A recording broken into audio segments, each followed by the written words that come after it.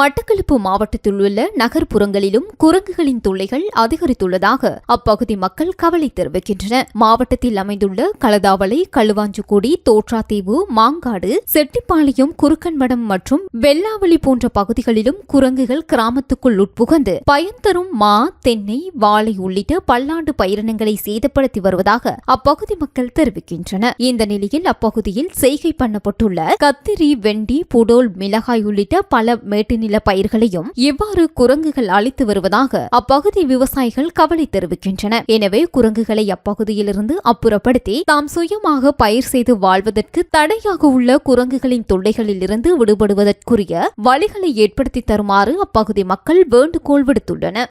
எத்தனையோ ஏக்கர் காணி சும்மா அடக்கு, அதாவது மேட்டு நில காணி.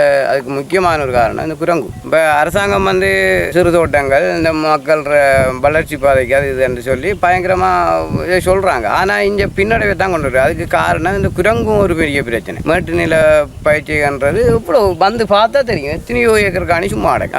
அதை முற்று முழுதாக குரங்கழிச்சு தரணும். குரங்கழிச்சு தந்தால் இந்த அதாவது வீட்டில் இருக்கிற பெண்களாவது இந்த வீட்டு தோட்டங்கள், மேட்டு நில பயிர் செய்கை அது நிறைய செய்வாங்க. இந்த கிராம மக்கள் தொழில் ரீதியில் பின்னடைவில் இருக்காங்க.